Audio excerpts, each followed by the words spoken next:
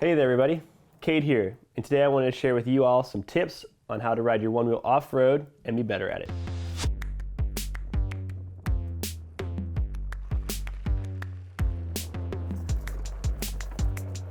Off-road Onewheel riding is the pinnacle of all one-wheeling. It is the mecca, it is the most exhilarating sport, wind in the hair, blasting through trees and smiles, dirt mustaches, all of it.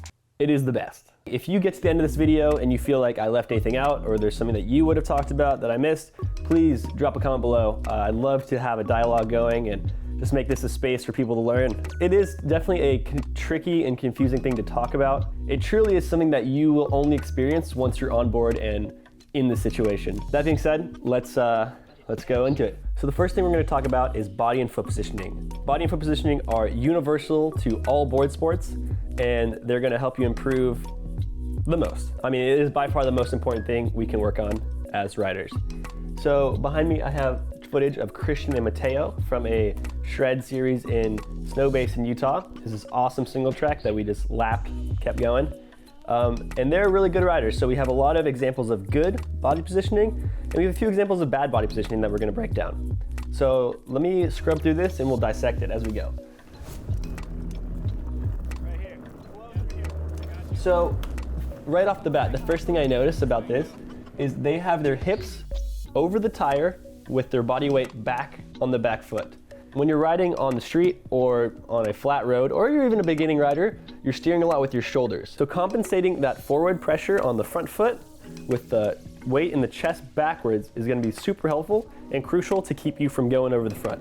You see that very often they have their hands up in the air doing some sort of tightrope walk, and this is to keep themselves balanced and over the center of the board. So that's really important, and the more you can work and practice that, the more comfortable you're gonna be on trail. When you're approaching this berm, as soon as they do it, their weight's off, hands are going up to counterbalance that.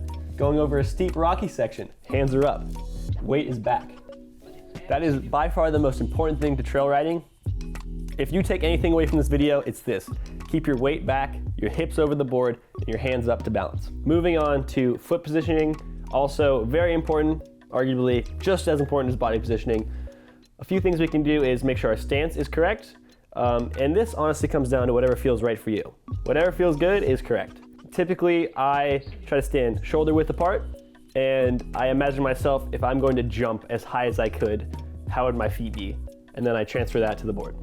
Super simple, you can mess around with that at your leisure, figure out what feels comfortable. Behind me, I have some riding footage from Palm Desert. We were out on some BLM land, and we had a great time. Sunset, twilight hour, beautiful. Something that is very important in trail riding is to relax your ankles. This may sound counterintuitive, but the board is going to naturally want to roll and rock underneath your feet.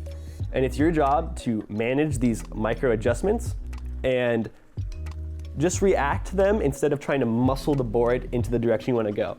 This is one of those things that's really hard to explain, but when you do it, you're going to feel a difference, and you're going to feel more confident and ride out of more treacherous terrain more often. The way you can practice this is in your driveway, in your living room, in your garage. Start doing big circles on your heel side and your toe side, and slowly try to make those circles tighter and tighter until you can basically turn on a dime.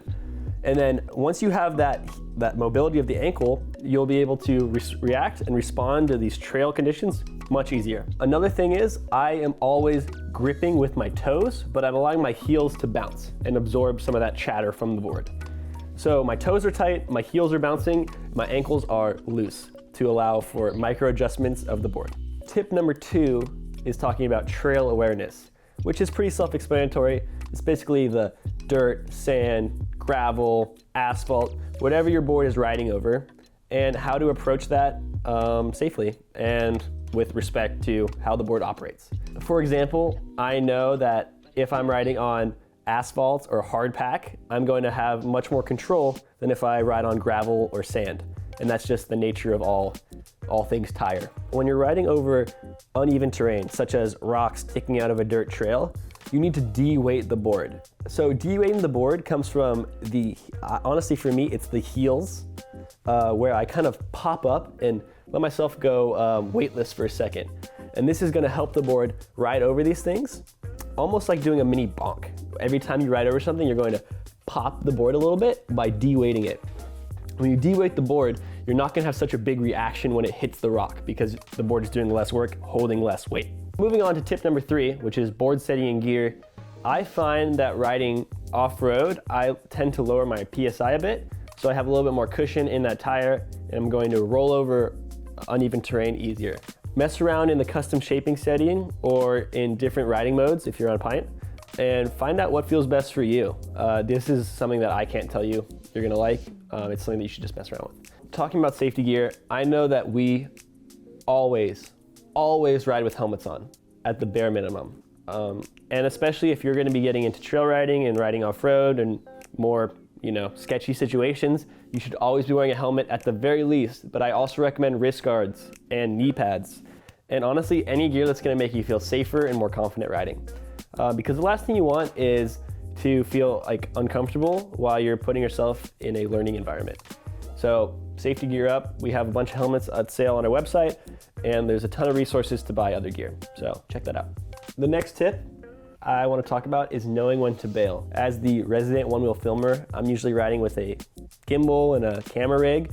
So something that's worked for me is I always bail early and I always bail often. I live by those words. You don't want to get in a situation when you aren't able to run out of a fall. Getting comfortable dismounting the board with both feet.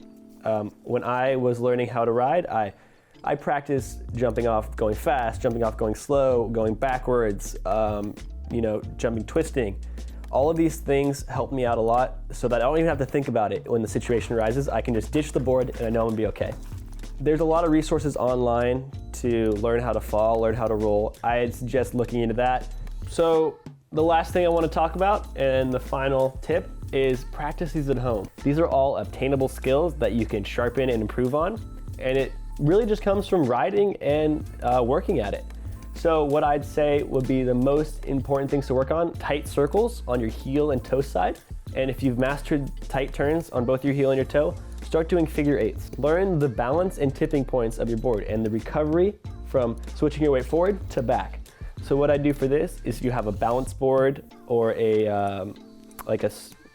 what are those things called? I think it's just a balance board. If you don't have that, power off your one wheel and just try to see how long you can balance and stand on it. If you need to cheat with the wall at first, that's totally fine.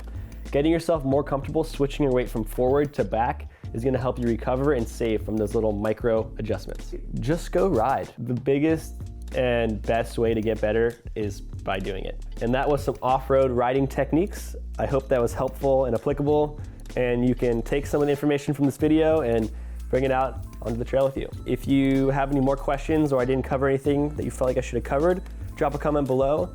I'm gonna be giving away 3 new foot pads that are perfect for off-road riding to people that comment below. So make sure you like, comment, and subscribe. If you're looking to get into one-wheeling, check out our website, onewheel.com. It was a pleasure. Take it easy, guys.